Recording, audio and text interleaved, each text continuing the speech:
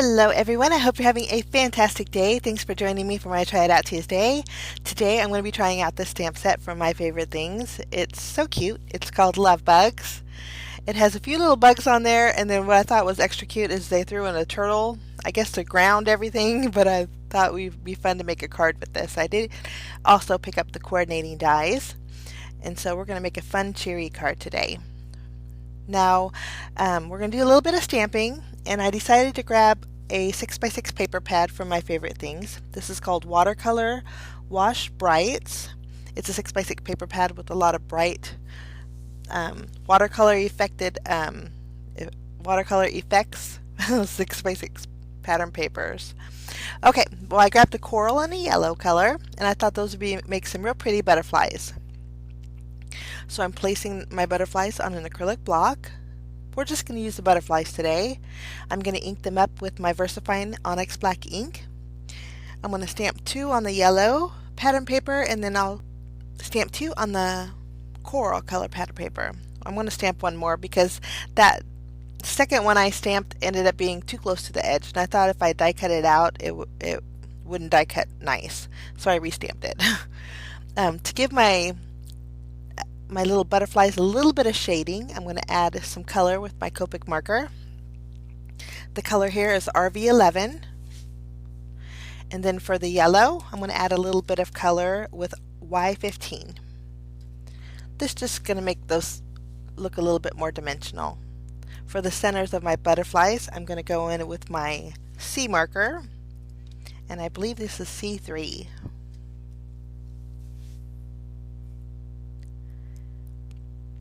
Now I'm going to take the coordinating dies, and we're going to cut out our butterflies.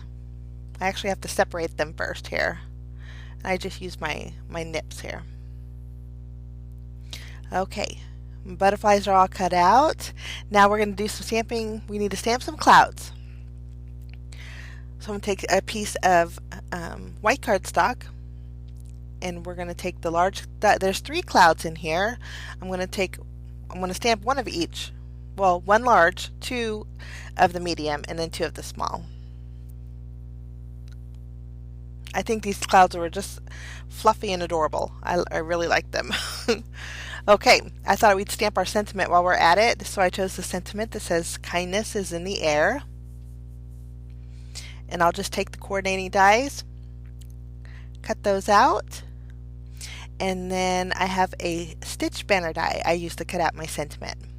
Now we're going to set these aside and work on our background. I have a piece of Neenah 80-pound cardstock here, and I'm going to use this stencil from MFT. This is called the Drifts and Hills stencil. It creates real fun hills.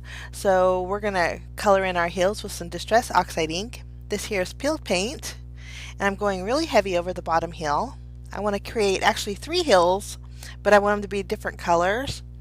So I'm just twisting my stencil around, and then I'm going to grab some twisted citron, and we're going to do shading on our second hill. And then for the third hill, we're going to turn our stencil a bit more, and then I'm just using the blending tool that I used with the peeled paint and very lightly going over my third hill. So that creates a real fun effect. Now, typically we would use blue in our background, but since we're going to be using some blues for our card base, I wanted to create a real sunshiny background, so I'm using some squeezed lemonade. And we're just kind of blotchily, if that's a word, kind of blotching the yellow on our background. I'm going to use my distress sprayer and add some water droplets, and then I'll just pick up any excess water with a towel. Okay, now these are the blues that I chose to use for my background. I'm going to take the largest stitched rectangle die that I have, and now that will create a panel that's 4 inches by 5 1/4. We're going to create 2 frames. The outside edge is going to be the same size, but the inside is going to be a little bit smaller on that darker blue pattern paper. We're going to kind of create a matted background. So I'm going to die cut this frame out, and then once we have that done, I used the same largest rectangle die and cut out my panel for the second frame. I'm just going to layer them both together, kind of place my smaller window die right in the center, tape it down, and then I'll run that through. I just wanted to make sure that it was centered, and so that was the best way for me to do that. So I have two frames here. One has a thinner frame with the lighter blue pattern paper, and then we have a thicker frame with the darker blue. And you can see when you layer them together, it creates a real nice matted effect. Now I'm going to take my background scene and kind of position it behind my window, and trying to figure out which is the prettiest hillside. And I think here looks wonderful. So I'll take my scissors and just trim off any excess so it fits right behind my window frame. Okay, now we're going to grab our card base. My card base is a 4 1/4 by 5 1/2 inch top folding white card base. Now I'm going to keep everything together and flip my papers over, and then add some tape behind my scene, just my scene. And then I'll go ahead and position it over my card base, making sure everything's all lined up. And then I'll just press down so just my scene will be stuck to my card base there. Okay, now we're going to do some layering with some foam tape. So grab some 3M foam tape and place it around the thicker frame.